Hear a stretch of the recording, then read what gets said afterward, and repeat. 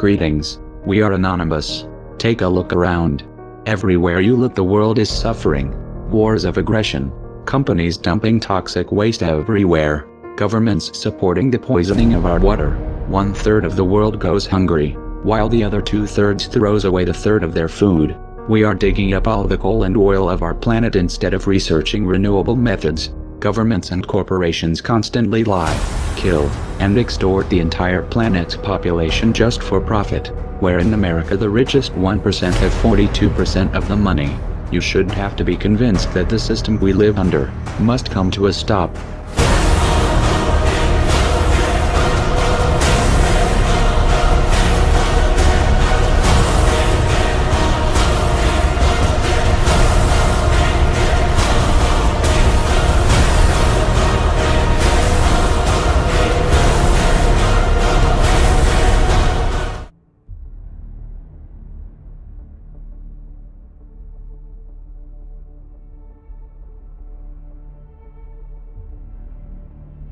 This is just a game to them, a game which is rigged in the most extreme ways, where they cheat at any given opportunity. It is a game in which the majority do not even know they are playing, working only to serve the pockets of the criminal banking cartels. They have created a psychological prison, where the prisoners are not even aware they are locked up. We live under a system in which the wealth is sucked from the poor, then given to the rich, where people actively harm others on this planet in the pursuit of profit. They have orchestrated a huge redistribution of power, purely for more control, but shrouded under the banner of justice. Massive surveillance, data collection of every citizen, hundreds of billions of dollars spent every year on the military-industrial complex, huge bailouts to the bankers, very few people controlling excessively large amounts of media corporations, in turn controlling the information we get, the funding of both sides of the wars, again only for profit and power. For those who are paying attention, this is of no surprise. So do you have any second thoughts about pulling all ground troops out of Iraq? You know what I just find interesting is the degree to which this issue keeps on coming up, as if this was my decision.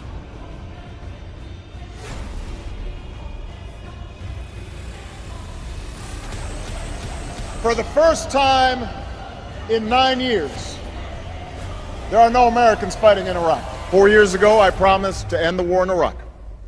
We did. 4 years ago, I promised to end the war in Iraq. I did. 4 years ago, I promised to end the war in Iraq, and I did.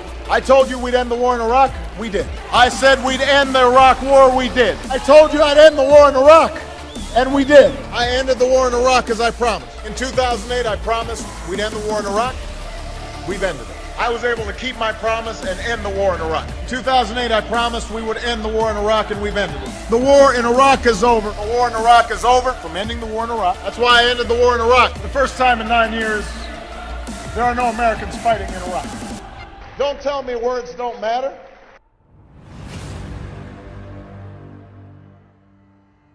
January 17th, 1961. President Eisenhower warned the world of the impending threat posed by a disastrous rise of misplaced power involving the military-industrial complex. 3 months later, President John F. Kennedy would make an address before the American Newspaper Publishers Association, emphasizing the need for a free and independent press, making it clear that censorship and the act of covering up mistakes is unacceptable, especially in what's supposed to be a free and open society. Nevertheless, over 54 years later, it's clear that while some circumstances have changed, the same warnings still very much apply. The unfortunate and honest truth is that the very censorship and misplaced power the citizens were warned about 54 years ago, we're seeing occur today in the present.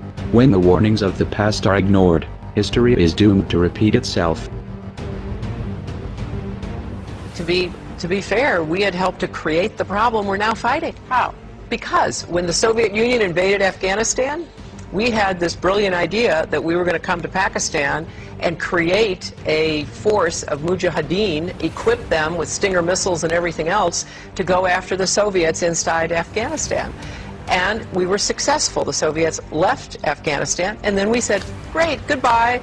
Leave these trained people who were fanatical in Afghanistan and Pakistan, leaving them well armed, creating a mess, frankly, that at the time we didn't really recognize. We were just so happy to see the Soviet Union fall, and we thought, okay, fine, we're okay now, everything's going to be so much better. Now you look back, the people we're fighting today, we were supporting in the fight against the Soviet. In retrospect, the intelligence that everybody saw, that the world saw, not just the United States, was faulty. And in retrospect, once we invaded and took out Saddam Hussein, we didn't focus on security first. And the Iraqis, in this incredibly insecure environment, turned on the United States military because there was no security for themselves and their families. Those damn Iraqis, once we invaded, tried to fight back.